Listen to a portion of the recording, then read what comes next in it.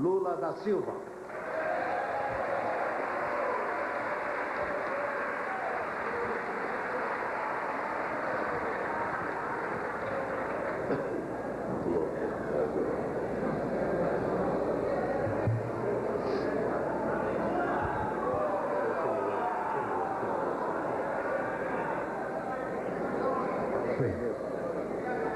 Vamos quebrar o protocolo, mas nem tanto, hein?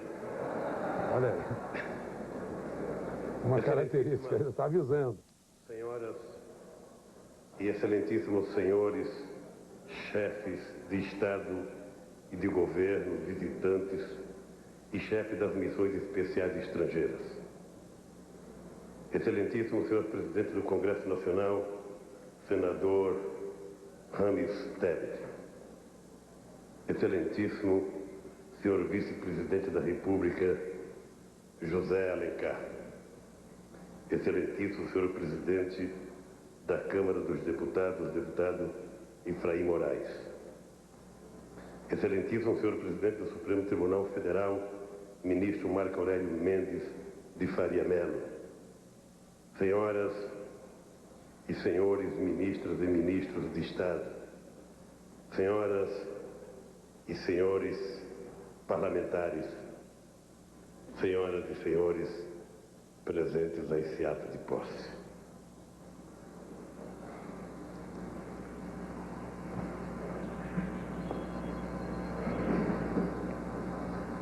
Que melhor sem óculos. Mudança. Essa é a palavra-chave. Esta foi a grande mensagem da sociedade brasileira nas eleições de outubro. A esperança finalmente venceu o medo e a sociedade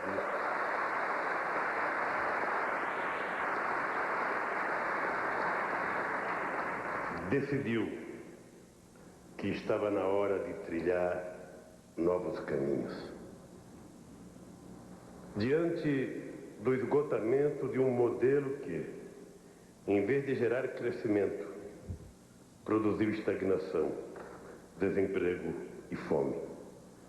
Diante do fracasso de uma cultura do individualismo, do egoísmo, da indiferença perante o próximo, da desintegração das famílias e das comunidades. Diante das ameaças à soberania nacional, da precariedade avassaladora da segurança pública, do desrespeito aos mais velhos e do desalento dos mais jovens, diante do impasse econômico, social e moral do país, a sociedade brasileira escolheu mudar e começou ela mesma a promover a mudança necessária. Foi para isso que o povo brasileiro me elegeu presidente da República, para mudar. Este foi o sentido de cada voto dado a mim e ao meu bravo companheiro José Alencar. E eu estou aqui neste dia sonhado por tantas gerações de lutadores que vieram antes de nós, para reafirmar os meus compromissos mais profundos e essenciais, para reiterar a todo cidadão e cidadã do meu país o significado de cada palavra dita na campanha, para imprimir a mudança um caráter de intensidade prática, para dizer que chegou a hora de transformar o Brasil naquela nação com a qual a gente sempre sonhou, uma nação soberana, digna, consciente da própria importância no cenário internacional e, ao mesmo tempo, capaz de abrigar, acolher e tratar com justiça todos os seus filhos. Vamos mudar, sim. Mudar com coragem e com cuidado, com humildade e ousadia.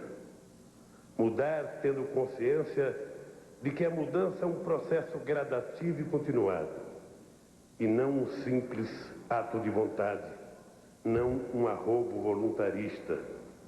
Mudança por meio do diálogo e da negociação, sem atropelos ou precipitações, para que o resultado seja consistente e duradouro. O Brasil é um país imenso, um continente de alta complexidade humana, ecológica e social, com quase 175 milhões de habitantes. Não podemos deixá-lo seguir a deriva, ao sabor dos ventos, carente de um verdadeiro projeto de desenvolvimento nacional e de um planejamento de fato estratégico. Se queremos transformá-lo, a fim de vivermos em uma nação em que todos possam andar de cabeça erguida, teremos de exercer cotidianamente duas virtudes: a paciência e a perseverança. Teremos que manter sob controle as nossas muitas e legítimas ansiedades sociais, para que elas possam ser atendidas no ritmo adequado e no momento justo. Teremos que pisar nas estradas com os olhos abertos e caminhar com os passos pensados, precisos e sólidos, pelo simples motivo de que ninguém pode colher os frutos antes de plantar as árvores. Mas começaremos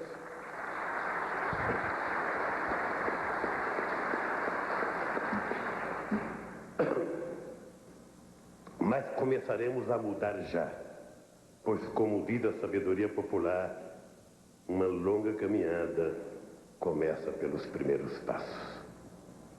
Este é um país extraordinário. Da Amazônia ao Rio Grande do Sul, em meio a populações praeiras, sertanejas e ribeirinhas, o que vejo em todo lugar é um povo maduro, calejado e otimista. Um povo que não deixa nunca de ser novo e jovem. Um povo que sabe o que é o sofrer, mas sabe também o que é alegria, que confia em si mesmo, em suas próprias forças. Creio em futuro grandioso para o Brasil, porque a nossa alegria é maior do que a nossa dor. A nossa força é maior do que a nossa miséria. A nossa esperança é maior do que o nosso medo. O povo brasileiro, tanto em sua história mais antiga, quanto na mais recente, tem dado provas incontestáveis de sua grandeza e generosidade. Provas de sua capacidade de mobilizar a energia nacional em grandes mutirões cívicos. E eu desejo, antes de qualquer outra coisa, convocar o meu povo justamente para um grande mutirão cívico, para um mutirão nacional contra a fome.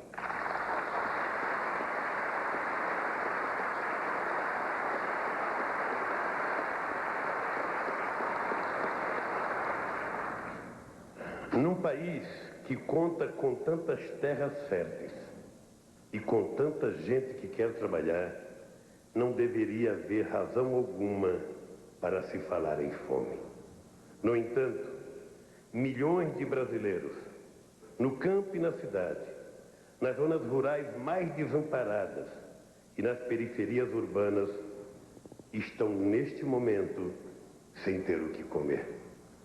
Sobrevivem milagrosamente abaixo da linha da pobreza, quando não morre de miséria mendigando um pedaço de pão.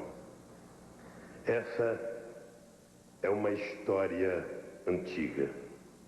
O Brasil conheceu a riqueza dos engenhos e das plantações de cana-de-açúcar nos primeiros tempos coloniais, mas não venceu a fome. Proclamou a independência nacional e aboliu a escravidão, mas não venceu a fome. Conheceu a riqueza das jazidas de ouro em Minas Gerais e da produção de café no Vale do Paraíba, mas não venceu a fome.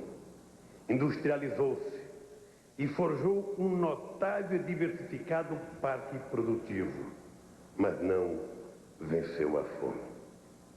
Isso não pode continuar assim.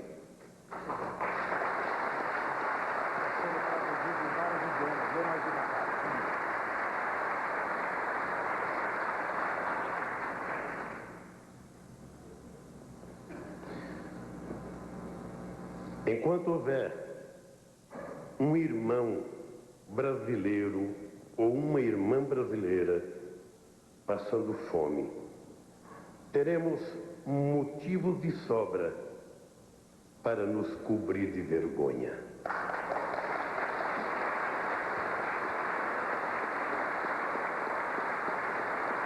Por isso, defini, entre as prioridades de meu governo, o Programa de Segurança Alimentar, que leva o nome de Fome Zero. Como disse em meu primeiro pronunciamento após a eleição, se ao final do meu mandato todos os brasileiros tiverem a possibilidade de tomar café da manhã, almoçar e jantar, terei cumprido a missão da minha vida.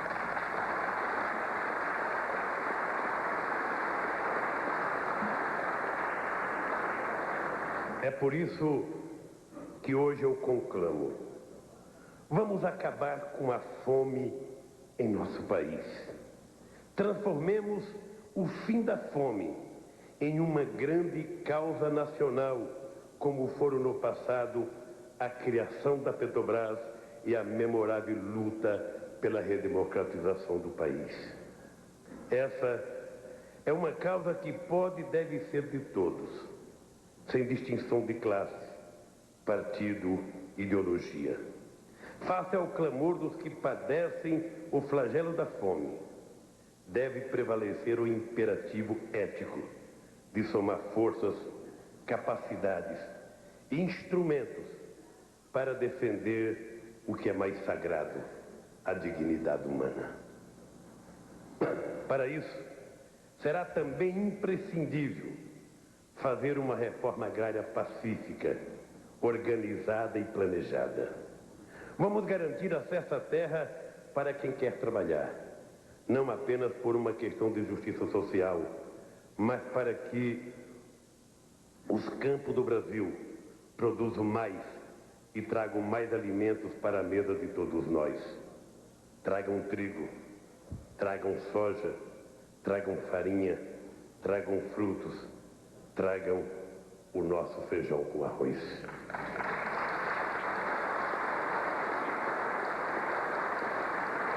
Para que o homem do campo recupere sua dignidade, sabendo que, ao se levantar com o nascer do sol, cada movimento de sua enxada ou do seu trator irá contribuir para o bem-estar dos brasileiros, do campo e da cidade.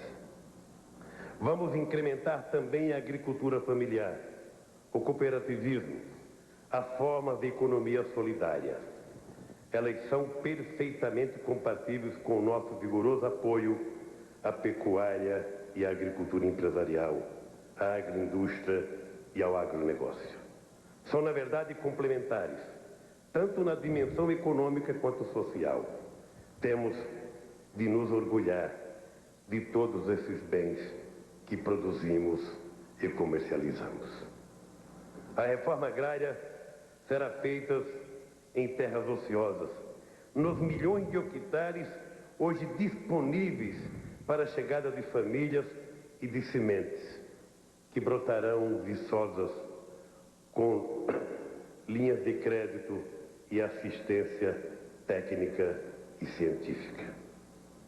Faremos isso sem afetar de modo algum as terras que produzem, porque as terras produtivas se justificam por si mesmas e serão estimuladas a produzir sempre mais, a exemplo da gigantesca montanha de grãos que colhemos a cada ano.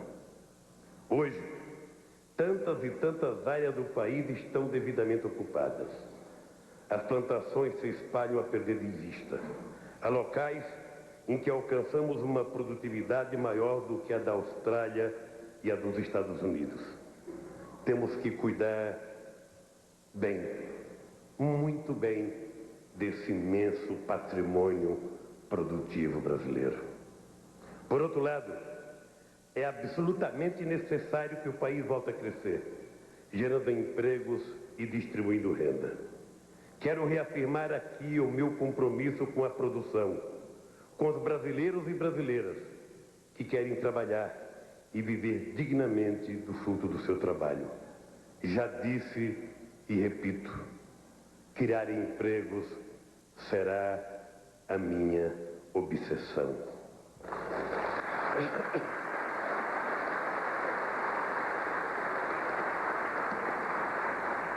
Vamos dar ênfase especial ao projeto Primeiro Emprego, voltado para criar oportunidades aos jovens, que hoje encontram tremenda dificuldade em inserir-se no mercado de trabalho.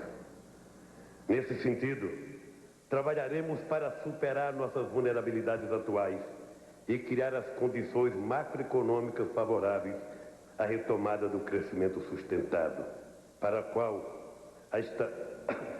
a estabilidade e a gestão responsável das finanças públicas são valores essenciais. Para avançar nessa direção, além de fazer um combate implacável à inflação, precisaremos exportar mais, agregando valor aos nossos produtos e atuando com energia e criatividade nos fóruns internacionais do comércio globalizado. Da mesma forma, é necessário incrementar e muito o mercado interno, fortalecendo as micros e pequenas empresas.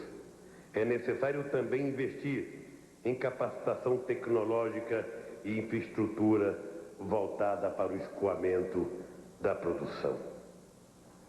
Para repor o Brasil no caminho do crescimento, que gera os postos de trabalho tão necessários, carecemos de um autêntico pacto social pelas mudanças, de uma aliança que entrelace objetivamente o trabalho e o capital produtivo, geradores da riqueza fundamental da nação, de modo a que o Brasil supere a estagnação atual, para que o país volte a navegar no mar aberto do desenvolvimento econômico e social. O pacto social será igualmente decisivo para viabilizar as reformas que a sociedade brasileira reclama e que eu me comprometi a fazer. A reforma da Previdência, reforma tributária, reforma política e reforma da legislação trabalhista, além da própria reforma agrária. Esse conjunto de reformas vai impulsionar um novo ciclo do desenvolvimento nacional.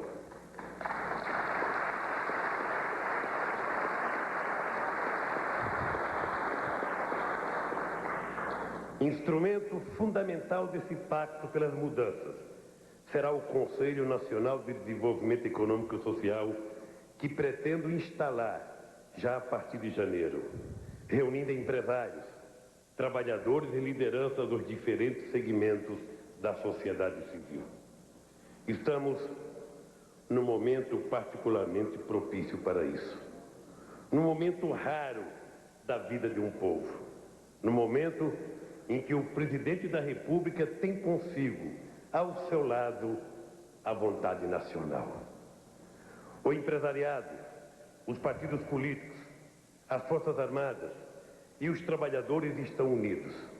Os homens, as mulheres, os mais velhos, os mais jovens, estão irmanados no mesmo propósito de contribuir para que o país cumpra o seu destino histórico de prosperidade e justiça. Além do apoio da imensa maioria das organizações e dos movimentos sociais, contamos também com a adesão entusiasmada de milhões de brasileiros e brasileiras que querem participar dessa cruzada pela retomada do crescimento contra a fome, o desemprego e a desigualdade social. Trata-se de uma poderosa energia solidarista que a nossa campanha despertou e que não podemos e não vamos desperdiçar. Uma energia ético-política extraordinária que nos empenharemos para que encontre canais de expressão em nosso governo. Por tudo isso, acredito no pacto social. Com esse mesmo espírito, constituí o meu ministério com alguns dos melhores líderes de cada segmento econômico e social brasileiro. E vamos trabalhar em equipe, sem personalismo, pelo bem do Brasil. E vamos adotar um novo estilo de governo, com absoluta transparência e permanente estímulo à participação popular. O combate à corrupção e a defesa da ética no trato da coisa pública serão objetivos centrais e permanentes do meu governo. É preciso enfrentar com determinação e derrotar a verdadeira cultura da impunidade que prevalece em certos setores da vida brasileira.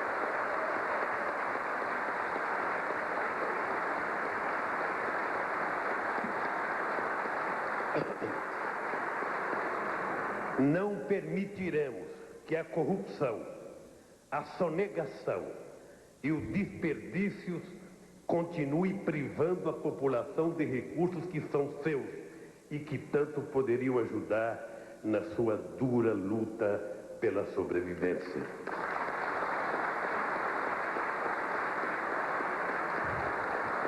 Ser honesto é mais do que apenas não roubar e não deixar roubar.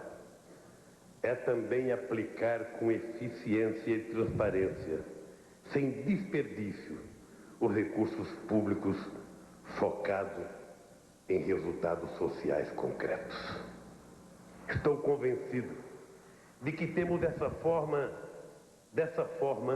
uma chance única de superar os principais entraves ao desenvolvimento sustentado do país. E acreditem mesmo, não pretendo desperdiçar essa oportunidade conquistada com a luta de muitos milhões e milhões de brasileiros e brasileiras.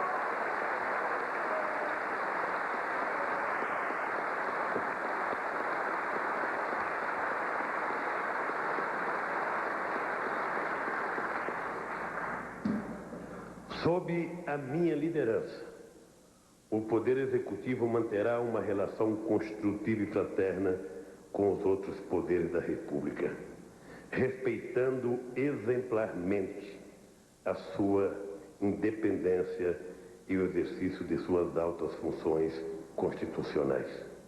Eu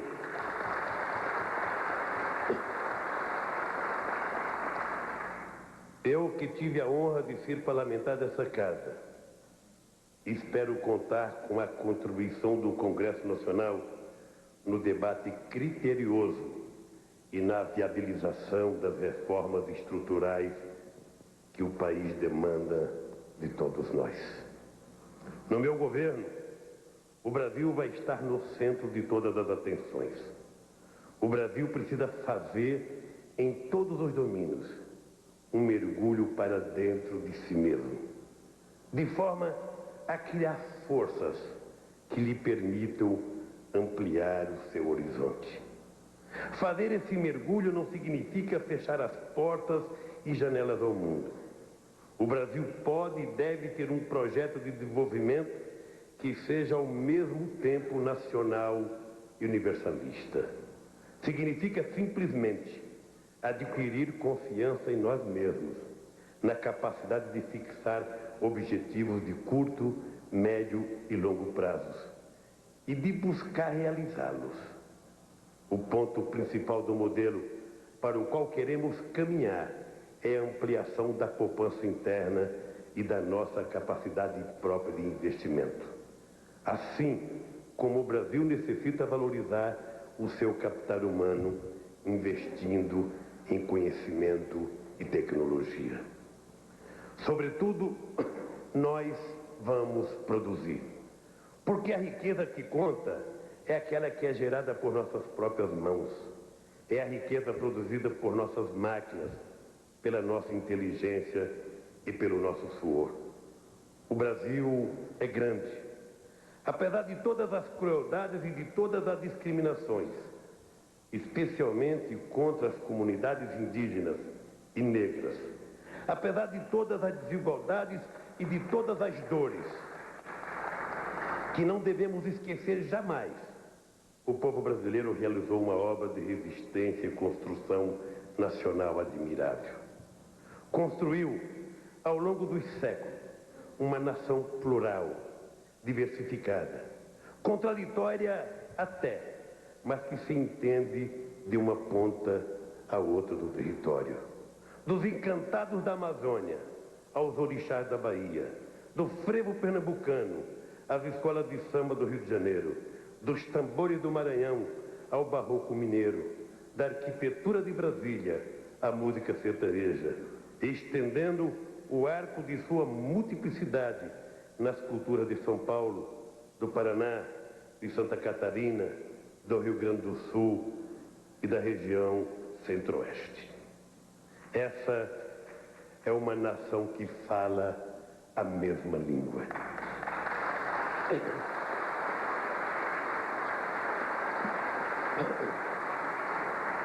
Que partilha os mesmos valores fundamentais, que se sente e é brasileira, onde a mestiçagem e o sincretismo se impuseram, dando uma contribuição original ao mundo, onde judeus e árabes conversam sem medo, onde toda migração é bem-vinda, porque sabemos que em pouco tempo, pela nossa própria capacidade de assimilação e de bem-querer, cada migrante se transforma em mais um brasileiro.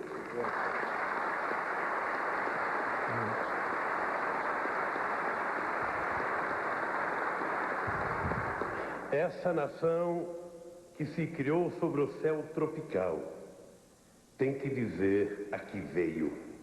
Internamente, fazendo justiça à luta pela sobrevivência em que seus filhos se acham engajados. Externamente, afirmando a sua presença soberana e criativa no mundo. Nossa política externa refletirá também os anseios de mudança que se expressaram nas urnas. No meu governo, a ação diplomática do Brasil estará orientada por uma perspectiva humanista e será, antes de tudo, um instrumento do desenvolvimento nacional, por meio do comércio exterior, da captação de tecnologias avançadas e da busca de investimentos produtivos. O relacionamento externo do Brasil deverá contribuir para a melhoria das condições de vida da mulher e do homem brasileiros, elevando os níveis de renda e gerando empregos dignos. As negociações comerciais são hoje de importância vital. Em relação à ALCA, nos entendimentos entre o Mercosul e a União Europeia e na Organização Mundial do Comércio, o Brasil combaterá o protecionismo, lutará pela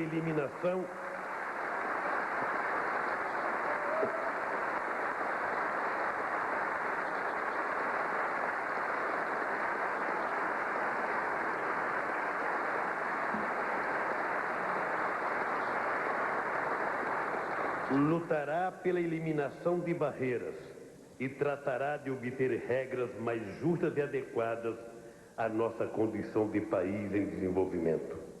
Buscaremos eliminar os escandalosos subsídios agrícolas dos países desenvolvidos que prejudicam os nossos produtores, privando-os de suas vantagens comparativas.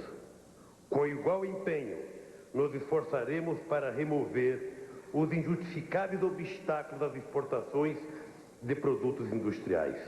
Essencial em todos esses fóruns é preservar os espaços de flexibilidade para nossas políticas de desenvolvimento nos campos social e regional, de meio ambiente, agrícola, industrial e tecnológico. não perderemos de vista que o ser humano é o destinatário último dos resultados das negociações. De pouco valerá participarmos de um esforço tão amplo, em tantas frentes, se daí não decorrerem benefícios diretos para o nosso povo.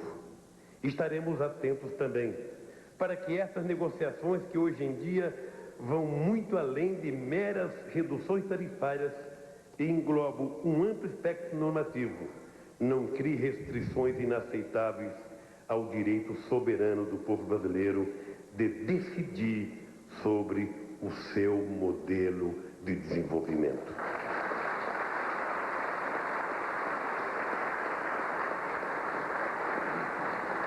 A grande prioridade da política externa durante o meu governo será a construção de uma América do Sul politicamente estável, próspera e unida, com base em ideais democráticos e de justiça social.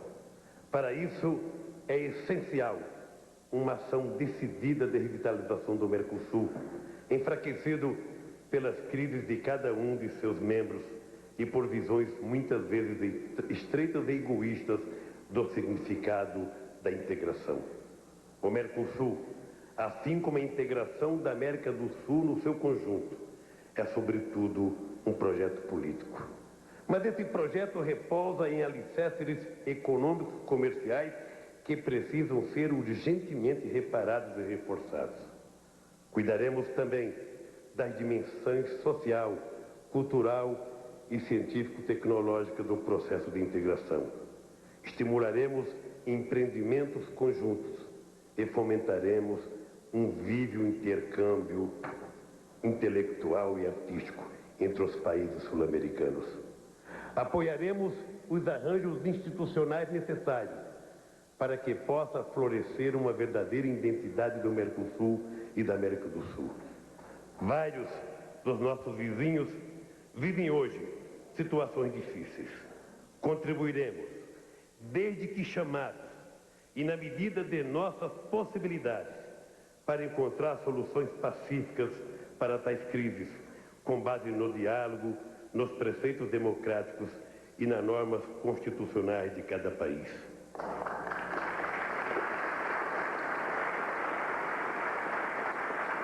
O mesmo empenho de cooperação concreta e de diálogos substantivos teremos com todos os países da América Latina. Procuraremos ter com os Estados Unidos da América uma parceria madura, com base no interesse recíproco e no respeito mútuo. Trataremos de fortalecer o entendimento e a cooperação com a União Europeia e os seus Estados-membros, bem como com outros importantes países desenvolvidos, a exemplo do Japão. Aprofundaremos as relações com grandes nações em desenvolvimento, a China, a Índia, a Rússia, a África do Sul, entre outros. Reafirmamos os laços profundos que nos unem a todo o continente africano e a nossa disposição de contribuir ativamente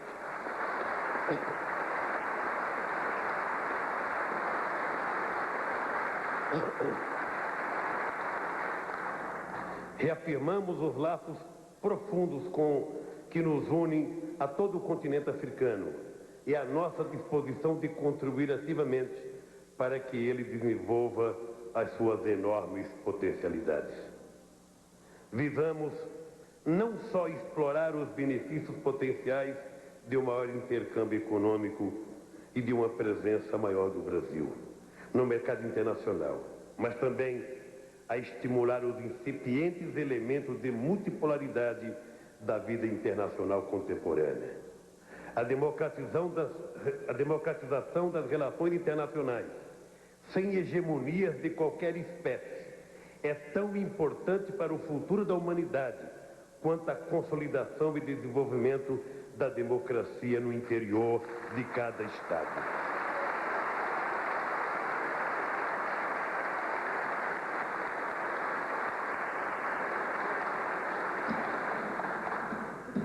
Vamos valorizar as organizações multilaterais, em especial as Nações Unidas, a quem cabe a primazia na preservação da paz e da segurança internacionais.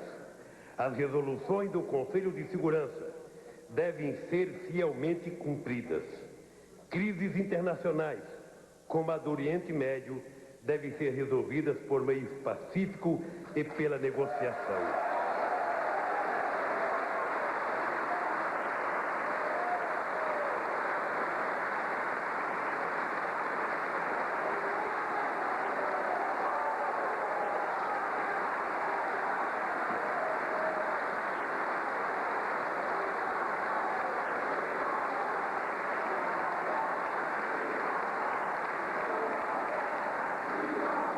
Defenderemos um Conselho de Segurança reformado, representativo da realidade contemporânea, com países desenvolvidos e em desenvolvimento das várias regiões do mundo entre os seus membros permanentes. Enfrentaremos os desafios da hora atual, como o terrorismo e o crime organizado, valendo-nos da cooperação internacional e com base nos princípios multilateralismo e do direito internacional. Apoiaremos os esforços para tornar a ONU e suas agências instrumentos ágeis e eficazes da promoção do desenvolvimento social e econômico, do combate à pobreza, às desigualdades e a todas as formas de discriminação, da defesa dos direitos humanos e da preservação do meio ambiental. Sim, temos uma mensagem a dar ao mundo. Temos que colocar o nosso projeto nacional democraticamente em diálogo aberto com as demais nações do planeta. Porque nós somos o novo. Nós somos a novidade de uma civilização que se desenhou sem temor, porque se desenhou no corpo, na alma e no coração do povo. Muitas vezes, a revelia das elites, das instituições e até mesmo do Estado.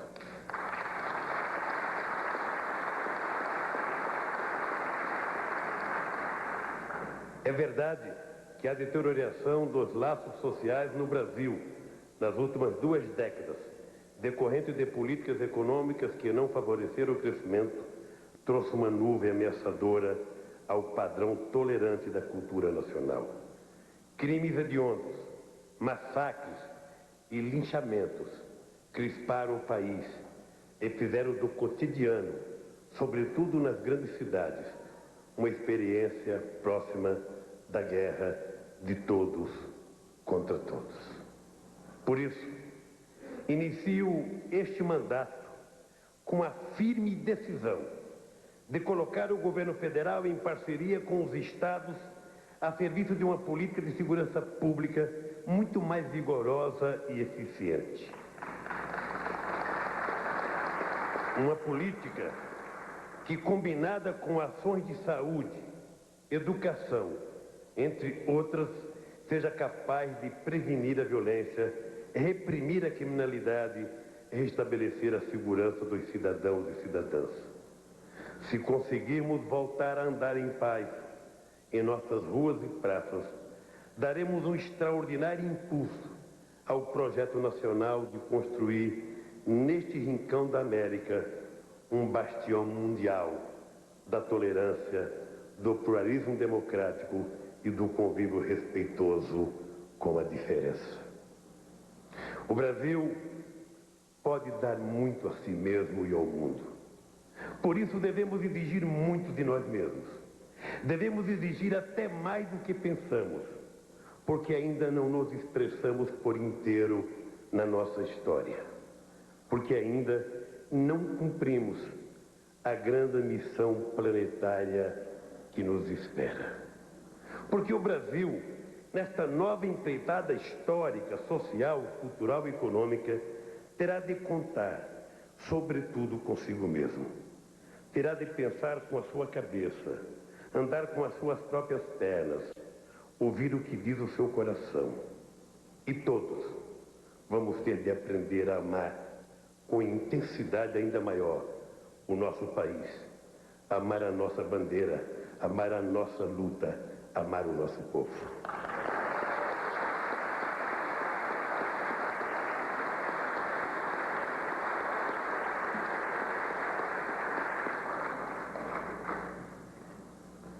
Cada um de nós brasileiros sabe que o que fizemos até hoje não foi pouco, mas sabe também que podemos fazer muito mais.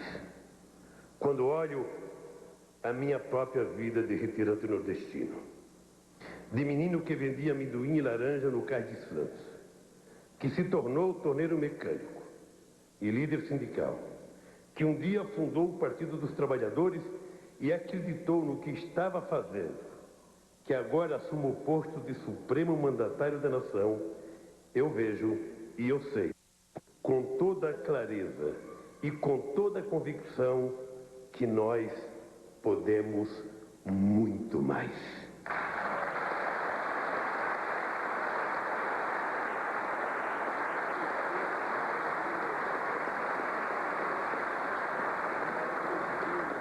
E que, para isso, basta acreditar em nós mesmos, em nossa própria força, em nossa capacidade de criar, em nossa disposição para fazer.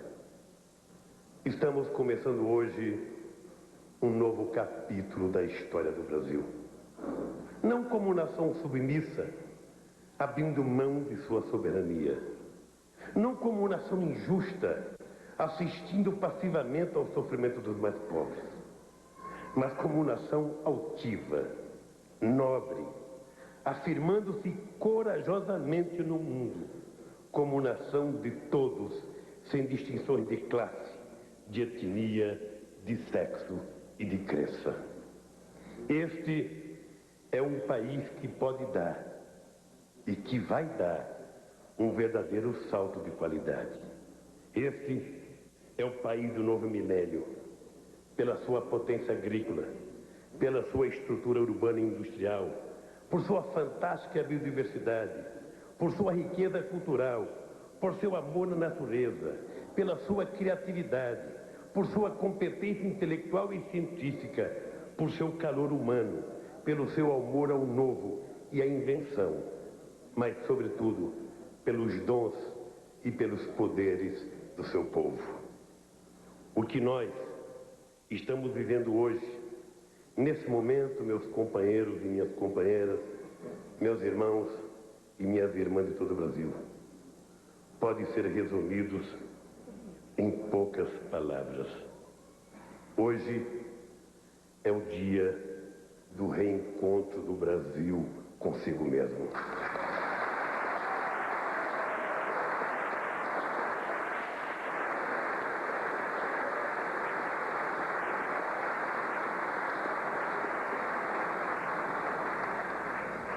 Agradeço a Deus por chegar até onde cheguei.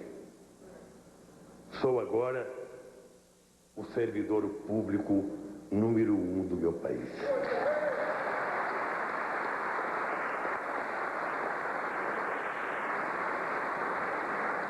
Peço a Deus sabedoria para governar, discernimento para julgar, serenidade para administrar, coragem para decidir e um coração do tamanho do Brasil para me sentir unido a cada cidadão e cidadã deste país no dia a dia dos próximos 4 anos. Viva o povo brasileiro!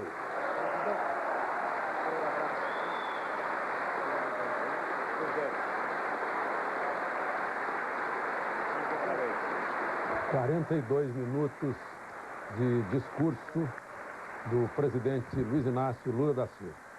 Aplaudido agora pelo plenário, onde estão os integrantes da Câmara, do Senado, os parentes de Lula, os ministros do futuro governo e 3 chefes de Estado e de governo. Minhas senhoras, meus senhores, cabe-me agora pelo protocolo, algumas breves palavras.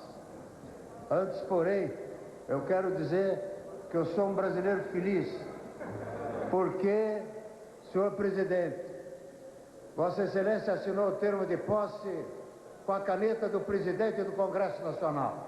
Todos gostariam de ter essa caneta. E eu vou deixar essa caneta em mãos de Vossa Excelência, porque essa caneta é histórica.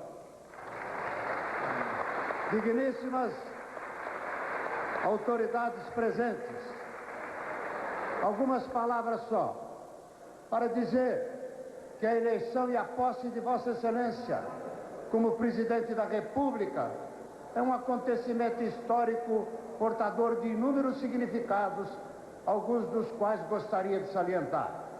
Em primeiro lugar, a transparência desta eleição e o admirável processo de transição de governo, inédito em nossa história republicana, comprovam que vivemos a plenitude da vida democrática em nosso país. Ao referir-me à transição, quero fazer justiça ao Executivo e aos partidos políticos e a todos os parlamentares. Destaco que o Congresso Nacional teve participação decisiva neste processo, cumpriu plenamente o seu papel, colaborou com a nova administração nos momentos em que foi solicitado.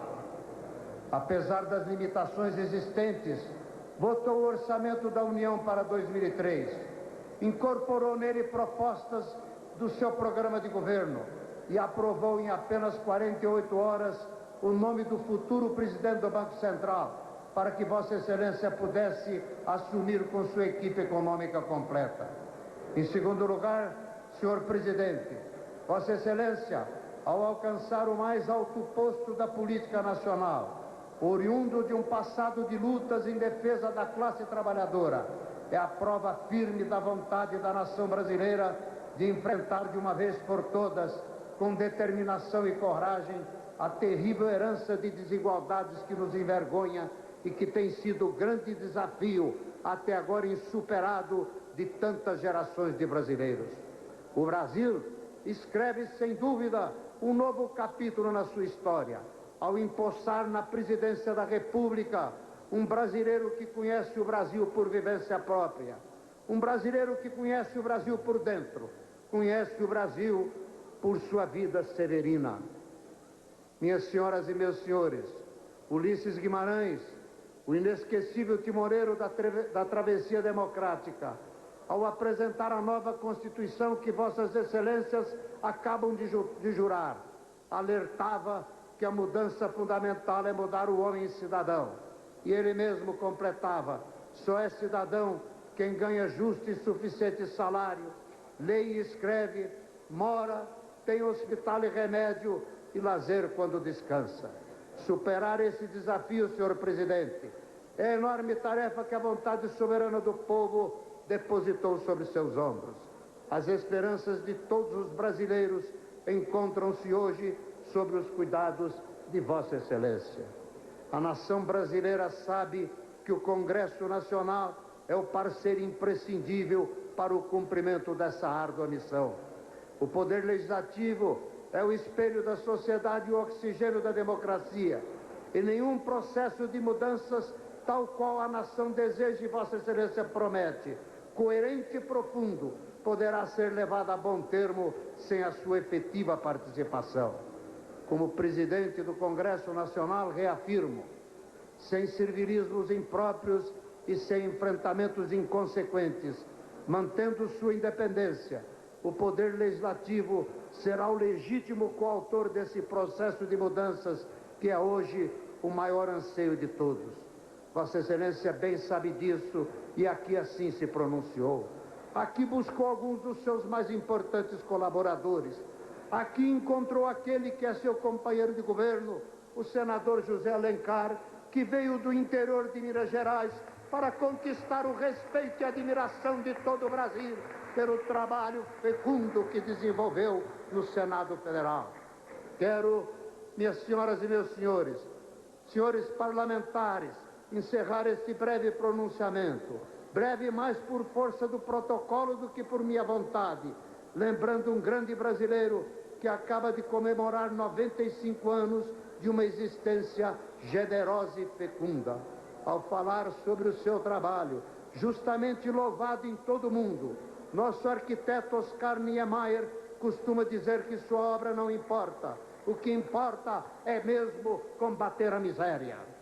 Peço licença a todos para fazer minhas as palavras do arquiteto de Brasília. Nossas ambições e projetos pessoais, que acaso cultivemos, por mais nobres e justos que sejam, não são importantes. O importante é não trair as mais profundas esperanças do povo brasileiro. Lembro ainda outro extraordinário compatriota, o patrono do combate à fome, o imortal Betinho, que nos advertia: com a miséria, a democracia é uma mentira, e sem democracia não existe vida civilizada. Reafirmo que no cumprimento desses compromissos éticos, senhor presidente, o Congresso não lhe faltará. Nas reformas da Previdência, tributária, na reforma fiscal, nas reformas que Vossa Excelência quer implantar neste país, esteja certo, o Congresso Nacional é o seu parceiro efetivo. Senhor presidente, que Deus ilumine Vossa Excelência e a todos nós para construirmos uma pátria mais justa e mais humana. Viva o Brasil! Muito obrigado. É importante essa promessa aí do senador Ramis Tebet, que é do PMDB, de apoio do Congresso para as reformas, né, Frank? De colaboração com o presidente dentro desse programa, vamos dizer, de combate à miséria e também de realização da reforma. O discurso de Lula reafirma o que ele veio falando na campanha, falou depois de eleito, ou seja, iniciou-se dizendo mudanças, essa é a palavra-chave, ou seja, Lula reafirmou o seu compromisso com as mudanças, mas deixando claro que mudar não é um ato de vontade, não é um arrobo. É necessário coragem, cuidado, segundo as palavras dele, humildade, ousadia. Ou seja, é algo que não se faz da noite para o dia, é preciso criar as condições. Ele usou até a imagem de que era preciso, para colher os frutos, plantar a árvore primeiro. E deu a entender que essa árvore não foi plantada ainda. Ou seja, isso será plantado nesse começo de governo.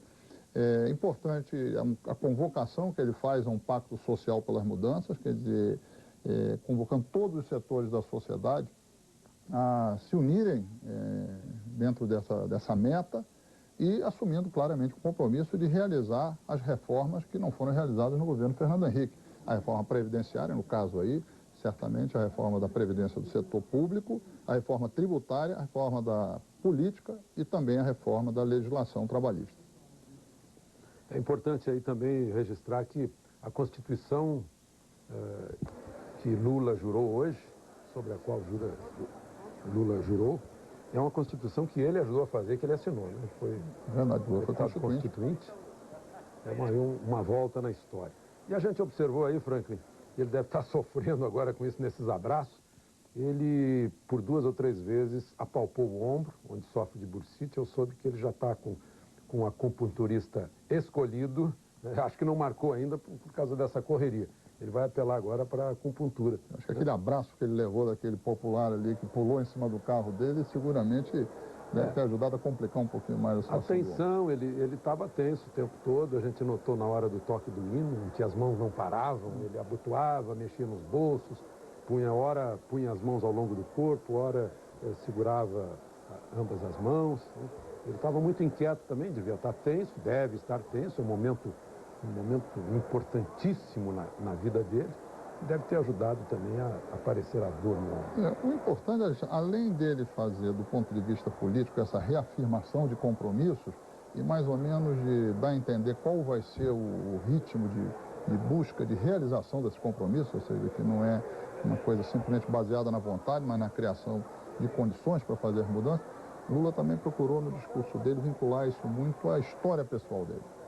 Quando ele diz que alguém como ele, como foi retirante, que vendeu amendoim no Porto de Santos, que foi torneiro mecânico, foi um trabalhador braçal, chega à presidência da República, isso é uma mensagem para o Brasil, ou seja, que nas palavras dele, nós podemos muito mais. Às vezes pode parecer difícil o país atingir certos objetivos,